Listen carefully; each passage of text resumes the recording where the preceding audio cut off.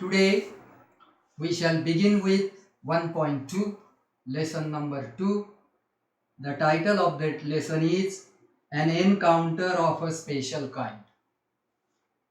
Write down the title in your notebook. An Encounter of a Special Kind. अर्थ encounter कळाला पाहिजे.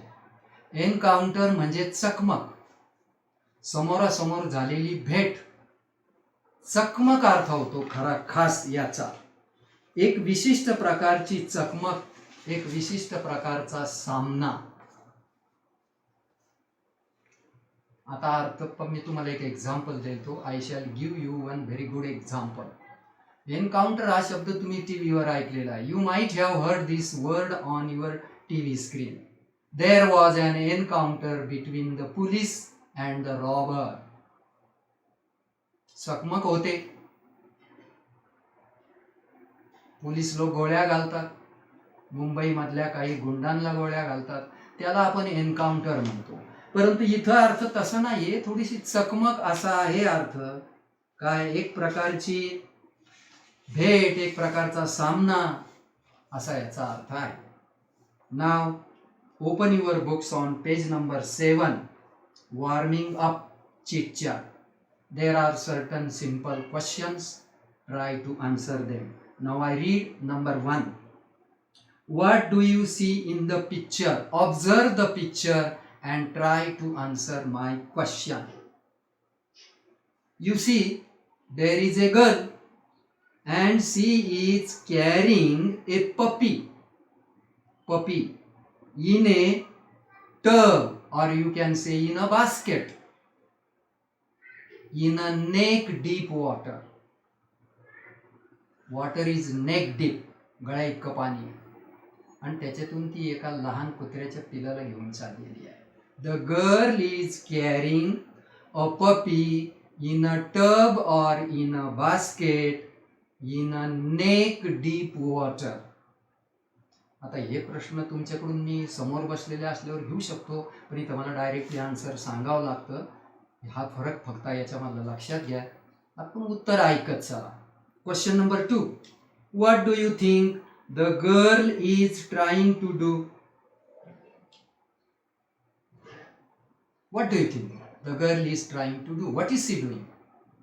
The girl is trying to save the puppy. Very simple answer. Another boy can say, another student can say, the girl is trying to rescue the puppy. Both the answers are correct. Trying to save is also correct. Trying to rescue is also correct. RESCUE. Rescue, सुटका करणे, and save म्हणजे वाचवणे. Very simple answer.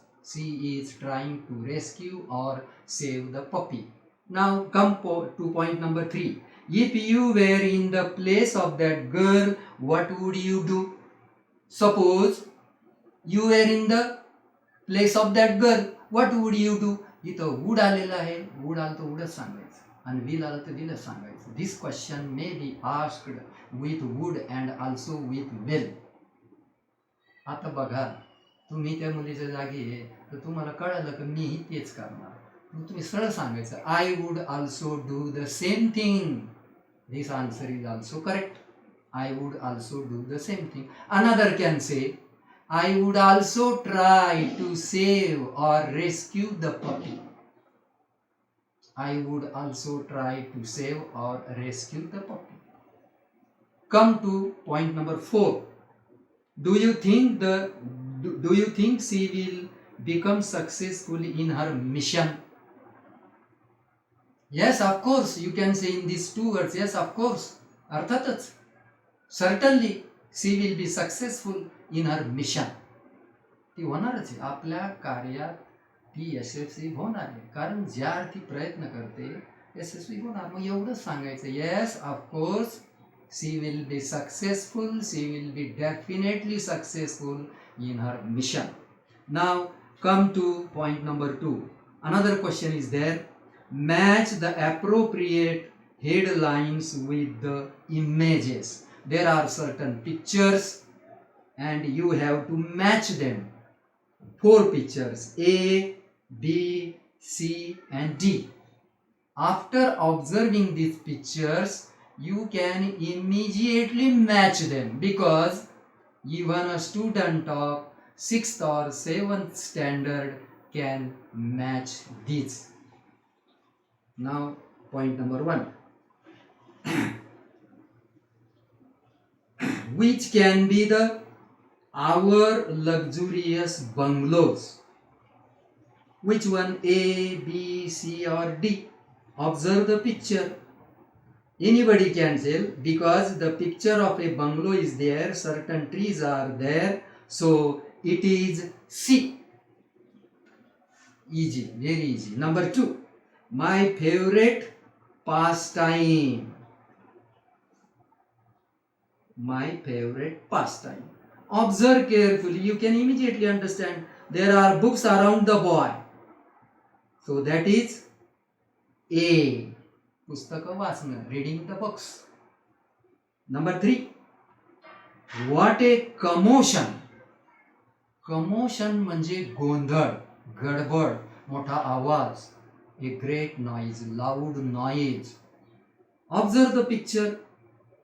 It is very easy. It is D because the picture tells us. The last one, engrossed in my books. That is B. मी पुस्तकात गढून गेलेलो आहे. Table lamp आहे, वाचतोय, पुस्तक हातात धरलंय. Holding the book in the hand, there is a table lamp, gadun gelai, busy reading, that is B. Okay, now let us go to page number 8 and we shall start and try to finish at least 2 paragraphs. Now I start reading. Look into your books and listen carefully. My father was a medical professional working for a private company in Raniganj in West Bengal. The writer of this story, Tapan Mukherjee, says. Tapan Mukherjee is the writer of this story. This is an interesting story. He says, my father means his father was a medical professional. वैद्यकीय क्षेत्रात काम करणाराला medical professional म्हणतात. मग ते काही असो, medical असो, दुसरं आणखी काही असो, मेडिकल प्रोफेशनल, त्या व्यवसायात काम करणार. His father was a medical professional working for a private company. एका खाजगी कंपनीसाठी काम करत असे. In Raniganj in West Bengal. Raniganj is in West Bengal. Very simple to understand. The officers of the company were housed in individual bungalows. The officers of the company were housed. Were housed म्हणजे living. LIVING, राहत असत. In a individual bungalows, त्यांच्या वैयक्तिक बंगल्यात ते राहत असत. Inside a large campus. भला मोठा एरिया, भला मोठं क्षेत्र, कॅम्पस, आवार. The campus was large and the officers of the company were living in large bungalows. Individual bungalows in a large campus. भल्या मोठ्या आवारामध्ये अधिकाऱ्यांसाठी जे बंगले होते त्याच्यात ते राहत होते. Very simple. Our house was in a corner of the campus. Where was the writer's house? Very simple. You can immediately tell me, in a corner of the campus. त्या आवाराच्या एका कोपऱ्यात त्याचं घर होतं. The officers club was adjacent to the boundary wall. एक boundary wall असते, तुम्हाला माहिती आहे. कंपाऊंड वॉलचा तुमची सीमारेषा ठरवते कंपाऊंड वॉल तुमच्या घराची. तसं शाळा असेल तर बाउंड्री वॉल असते. एखादी कंपनी असेल तर त्याला बाउंड्री वॉल असते. काय वाक्य आहे? The officers club was adjacent. Adjacent, this word is a new word. Take down. Adjacent means लागून. ऍडजेसंट, AD JACENT, मराठीत अर्थ लागू. इंग्लिशमध्ये पाहिजे असेल तर next to you can say, अर्थ होतो लागू. मग वाक्य परत वाचतो. The officers club was adjacent to the boundary wall of our garden. There was a boundary wall around the garden. The compound was luxurious. अगदी आरामदायी, आल्हाददायक अशा प्रकारचं ते वातावरण आहे तिथलं. बघा कसे होती ती compound. The compound was luxurious with green grass, colourful flowers and a host of tall and majestic trees. भव्य डेरेदार उंच झाड, मॅजेस्टिक रुबाबदार, भव्य उंच. लेडीच्या बाबतीत जर वापरायचं असेल, we can say majestic lady. Can you tell me who was majestic lady? Aishwarya Rai, majestic lady. But here भव्य डेरेदार उंच झाड. काय काय होतं जरा परत एकदा मी वाचतो. The compound was luxurious with green grass, हिरवगार गवत, कलरफुल फ्लावर्स, रंगीबेरंगी फुले, and a host of tall and majestic trees. Many tall trees, majestic trees. The seasonal vegetables in the kitchen gardens of the households. Seasonable vegetables. There were seasonable vegetables. Seasonable vegetables, ऋतुमानाप्रमाणे येणाऱ्या भाज्या, त्या सुद्धा त्या आवारात होत्या. त्यांच्या kitchen garden मध्ये होत्या, परसात होत्या, बागेत होत्या, समोर होत्या, भाज्या पण होत्या. परत एकदा पहा.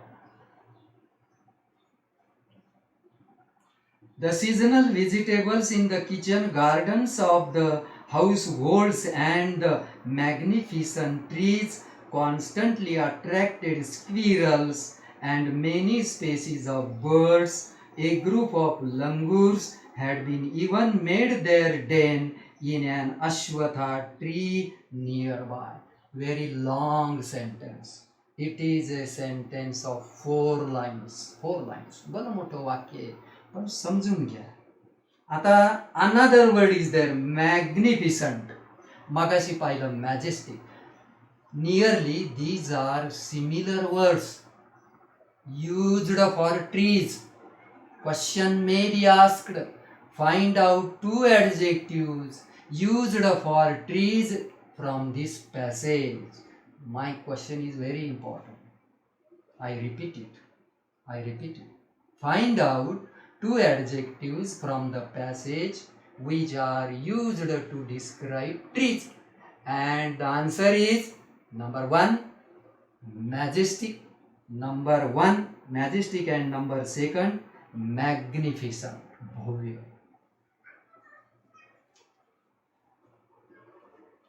Now I will have to read again. Listen carefully. The seasonal vegetables in the kitchen gardens of the households and the magnificent trees constantly attracted. आता ही 2 गोष्टी सतत लक्ष वेधून घेत होत्या. तुम्हाला प्रश्न विचारला जाईल, कोणत्या 2 गोष्टी लक्ष वेधून घ्यायच्या? Constantly, continuously, attracted the attention of what, कशाचं लक्ष वेधून घ्यायचं? तो पॉइंट पण फार महत्वाचा आहे. स्क्विरल्स, खारी माहिती आहे, and many species of birds, पक्ष्याच्या अनेक प्रजाती. Species, many kinds of space, many species of birds. A group of langurs, एक लंगूर जातीच्या माकडांचं टोळकं. Had even made their den in an ashvattha tree nearby. There was a group of langur. They had made their den in an ashwatha tree nearby. जवळच एक अश्वत्था tree होतं. अश्वत्था tree means people tree. This is also an English word. Ashwatha tree, a people tree. They had made, monkeys had made their den. What do you mean by den? A place of living. तुम्ही हा शब्द take down. Den means a place of living for animals or birds. नाही, birds तर next होईल, एवढंच लिहा. A place for living animals. ध्यान झालं. मराठीत अर्थ लिहा निवारा. त्यांनी आपला निवारा तयार केला, एक प्रकारचं निवासस्थान तयार केलं जवळच असलेल्या अश्वत्था ट्रीवर, पीपल ट्रीवर. मग आता तुमच्या लक्षात आलं कुठल्या दोन गोष्टी, which two things attracted whose attention constant. तुम्ही काळजीपूर्वक वाचलं, थोड्या वेळाने उत्तर तुम्ही द्या ना, मला माहिती आहे.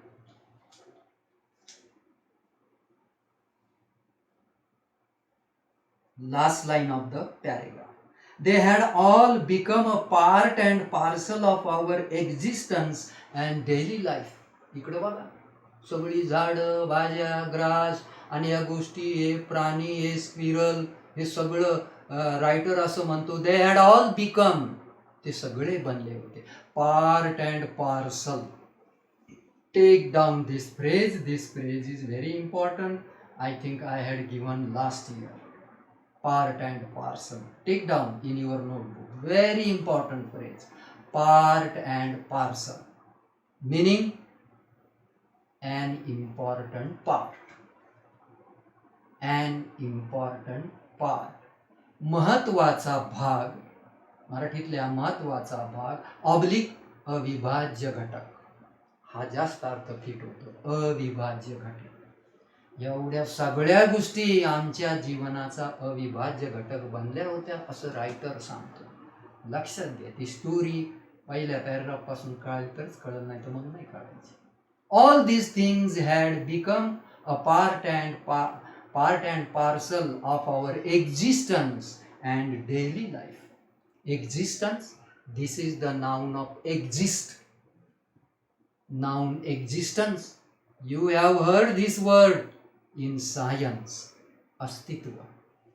ज्याला माहित नाही ते लिहून घ्या. एक्झिस्टन्स म्हणजे अस्तित्व आणि त्यातलं मूळ वर्ब एक्झिस्ट. आमच्या दैनंदिन जीवनाचा अत्यंत अनिवार्य अविभाज्य महत्वाचा घटक या सगळ्या गोष्टी बनलेल्या होत्या. तिथं जे काही होतं आवरण ते. First paragraph is over. Let us go to another paragraph, second paragraph. A small incident on a Saturday afternoon left a profound effect on me. आता सॅटरडे आफ्टरनूनला एक प्रसंग घडला. इन्सिडेंट, प्रसंग सर्वांना माहिती आहे. That incident which took place on Saturday afternoon left a profound effect. त्याने खोल अशा प्रकारचा दीर्घकालीन परिणाम माझ्यावर केला. Take down this two words असल्या. A profound effect. A profound effect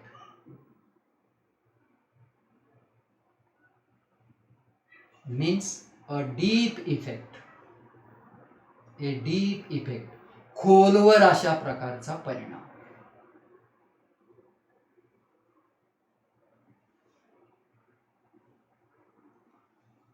me second पॅराग्राफची फर्स्ट लाईन परत सुरू करण्यापूर्वी I am going to ask you a simple question. तुमचं आहे का नाही लक्ष? गेल्या वर्षी फार बारीक शिकवलं, फार केअरफुली शिकवलं. Now listen to the question. They had all become a part and parcel of our existence and daily life. Had become. These two words are very important. What tense is this? बघा, प्रयत्न करा, कारण आता परत यावर्षी tenses आहेत आपल्याला. त्यामुळे हे वाक्य फार महत्त्वाचं आहे. मी तुम्हाला दोन शब्दाकडे लक्ष द्यायला सांगितलं. हॅड बिकम वर्ब आहे and it decides the tense of the sentence. Correct.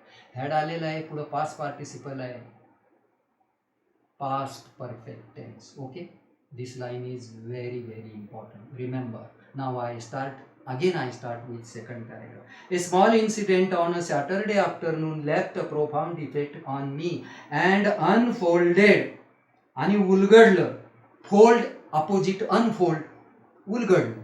काय उलगडलं माझ्यासमोर? Before my eyes a whole new dimension. एक नवीनच अशा प्रकारचा पैलू उलगडला असं लेखकाला म्हणायचं.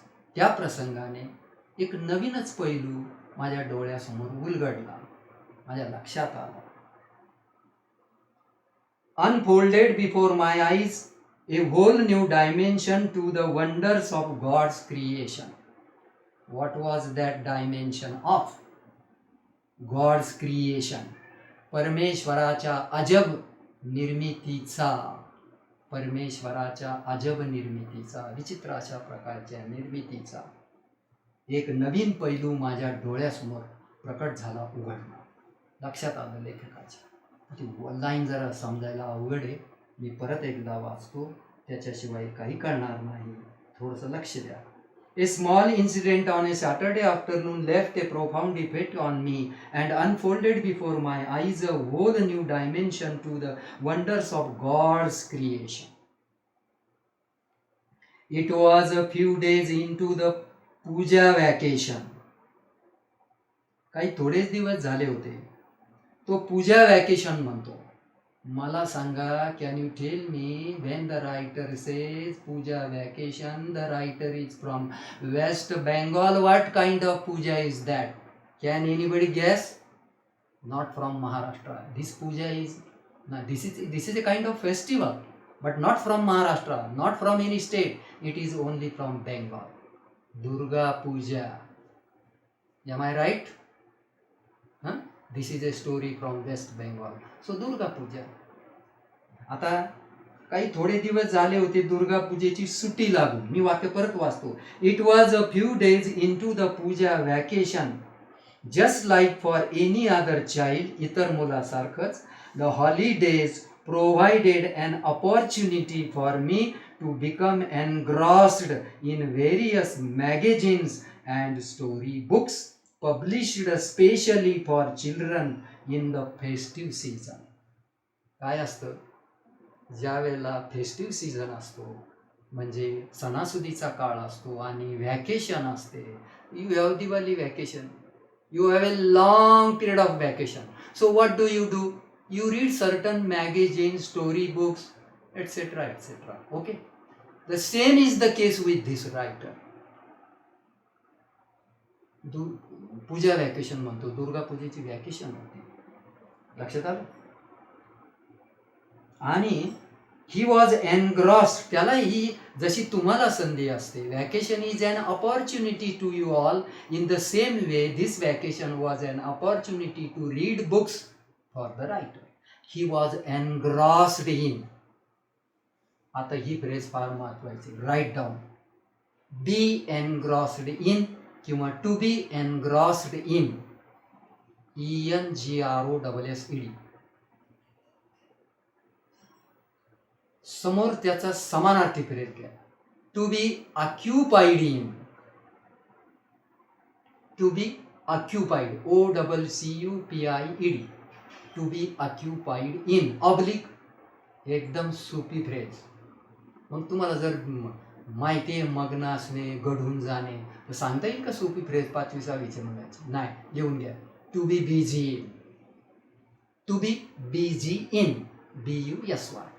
मग आता बघा, तिन्ही फ्रेजेसचा अर्थ एकच. All are similar. Engrossed in means occupied in or busy in. The writer was busy in reading story books or magazines because it was an opportunity for him. कारण त्याच्याकरता ती संधी होती आणि त्या संधीचा फायदा त्याने उठवला. घडून गेला होता. He was busy reading a story book or a magazine. We don't know what he was reading. काय वाचत होता हे माहीत नाही, पण घडून गेला, मग्न झाला होता. त्याला आणखी एक मराठीत म्हणतात, तल्लीन झाला होता, घडून गेला. Engrossed in various magazines and story books published specially for children. These books are in vacation. These books are specially published. खास करून प्रकाशित केले जातात फॉर चिल्ड्रन. मुलांना हौसच असते काही ना वाचायची. चांदोबा असतो, तेनाली रामनच्या स्टोरीज असतात, अकबर अँड बिरबल असतात, अनेक प्रकारचे हॉरर स्टोरीज असतात. They read in vacation. The writer was doing the same thing. In the festive season. Festive season, हे दोन शब्द समजून घ्या, वाटल्यास वहीत लिहून घ्या. Festive season. सणासुदीचा काळ. ज्यावेळेला एका पाठीमागे एक खूप सण येतात ना, त्याला आपण फेस्टिव्ह सीझन म्हणतो. Now I give you a very good example from Maharashtra. Okay, do you know the month, Marathi month Shravan? In Shravan, there are festivals and festival, one by one after another, one after another. Panchami आहेच, पोळा आहेच, रक्षाबंधन आहेच. अहो हे सगळे श्रावण मासातले सण आहेत. हा festive season आहे. म्हणून मी तुम्हाला सांगितलं Shravan month is a festive season in Maharashtra. I can give you another example. See the days of Vijayadashmi or Dashahara and Diwali. First comes Dashahara and after 20 days comes Diwali. Right? So this is also a festive season. आपल्या गोष्टी कळल्या पाहिजेत. नुसते वाचून प्रश्न उत्तर करू एक पाठ करून उपयोग नाही होणार. उद्या एखाद्याने विचारलं हां सांग ऑक्युपाईड इन काय, एनग्रॉस इन काय, फेस्टिव्ह सीझन म्हणजे काय, हे सांगता आलं पाहिजे with example. Now take down the question. These two paragraphs are enough for today. I am going to give you simple factual questions. थोडक्यात उत्तर लिहायचं. Certain words, not even a complete sentence. We need not write. Okay. Number 1. That is there at the left side. What was the profession of the writer's father? तो दिलेलाच आहे तिथं. Take down. तो तुम्ही लिहायचा आणि उत्तर इथे पटकन लिहायचं. Take down that question. See the question. What was the profession of the writer's father?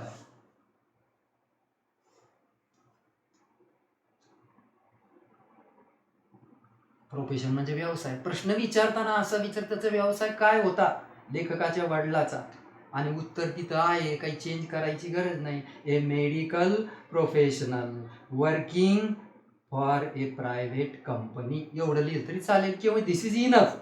A medical professional, this is also enough. पुरेसा आहे. तो गाभा आहे त्या उत्तराचा. एखादा म्हणून पुढचं नाही जोडलं, आपल्याला गरज नाही. तुम्हाला बऱ्याच वेळा सांगितलेलं आहे, माझं ऐकत चला. A medical professional, this is enough. Question number 2. Where was किंवा व्हेर इज ने घेतलं तरी चालतो. Where is the writer from. Where is the writer from. कुठला आहे writer? Raniganj comma West Bengal.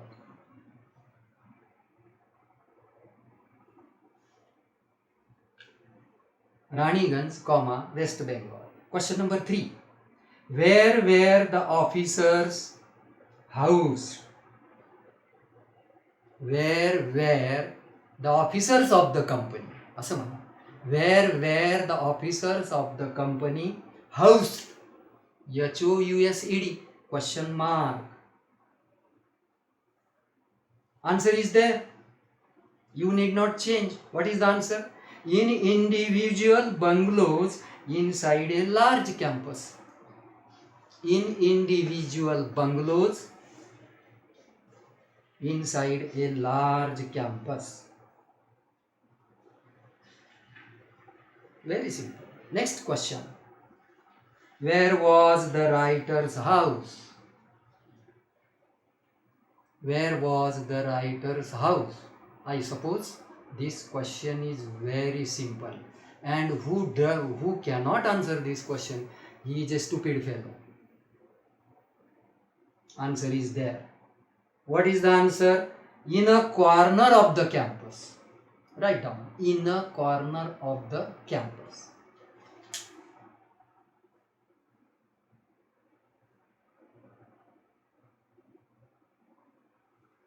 Next question. What was the officers' club? What was the officers' club adjacent to?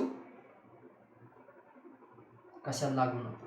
What was the officers' club adjacent to?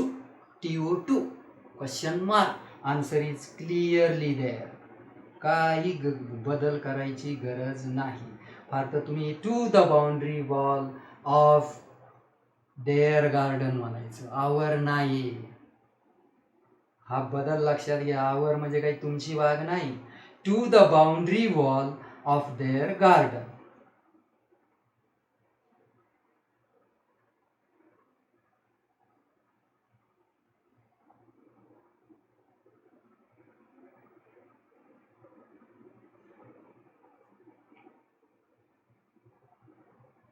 Next question, what attracted, याचं जरा काळजीपूर्वक उत्तर आहे.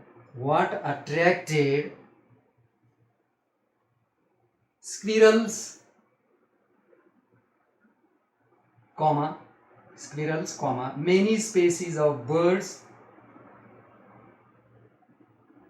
many species of birds and a group of langurs.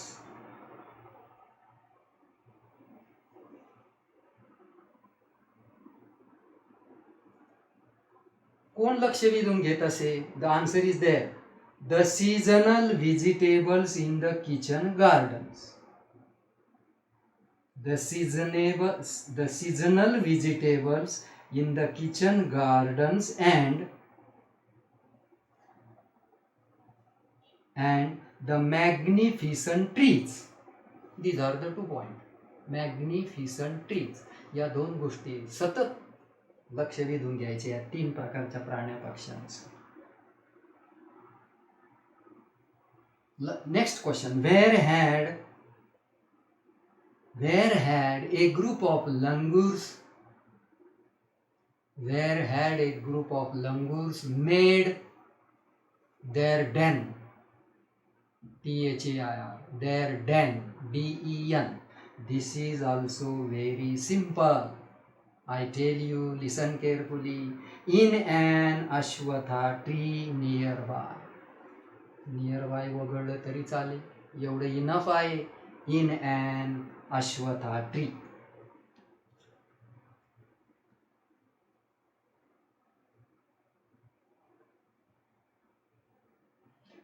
Next paragraph, next simple factual question.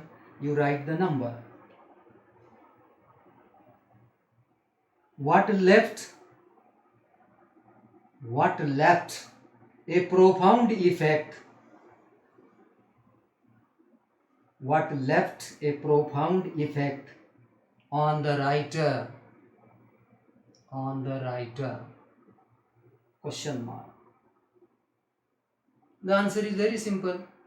In the very first line of second paragraph, I tell you, a small incident on a Saturday afternoon. A small incident on a Saturday afternoon.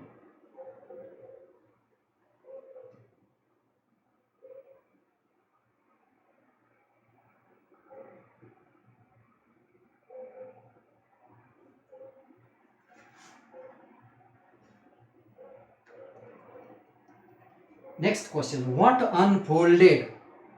कसला उलगडा झाला? What unfolded for the writer? This question is important. What unfolded for the writer? लेखकाकरता कशाच्या गोष्टीचा उलगडा झाला? उत्तर समोर आहे. A whole new dimension. A whole new dimension to the wonders of God's creation. To the wonders of God's creation.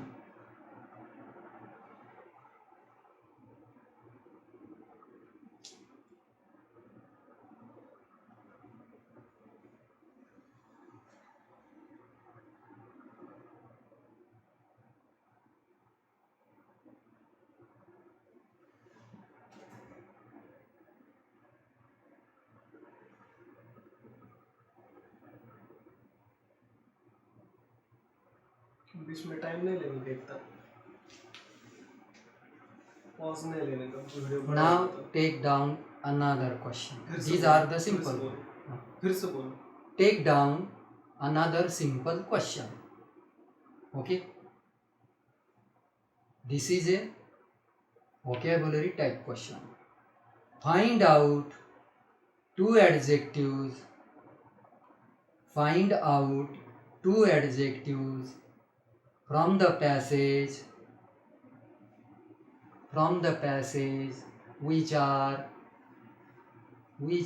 used for trees. You have to write the answer. I will not tell you. Okay. Now there is another question at the left hand, but it is a broad question. Complex factual questions मी कालपासून सांगतो. The answer is in 3, 4, sometimes 5 lines. I read the question. Look carefully. Describe the campus where the writer's family lived. त्या परिसराचं वर्णन करा जेथे हा लेखक किंवा त्याची फॅमिली राहत असेल. मला वाटतं तिसरी लाईन जी आहे ना, आवर हाऊस वॉज, हे सगळं उत्तर पाहून लिहायचं. पण आवर म्हणजे तुमचं नाही म्हणायचं. द रायटर्स, आवरच्या जागी फक्त द रायटर्स टाकायचं आहे अपॉस्ट्रॉफी टाकून. बरोबर आहे ना. आणि अशी सुरुवात करायची. बघा ते चौथ्या लाईनमध्ये आवर हाऊस तुम्हाला सापडलं का, तिथं टाकायचं द रायटर्स हाऊस आणि सगळं असंच लिहायचं. Now I read the writer's house was in a corner of the campus. The officers club was adjacent to the boundary wall of their garden. इथं मात्र परत आवरचं देअर करावं लागेल. The compound was luxurious.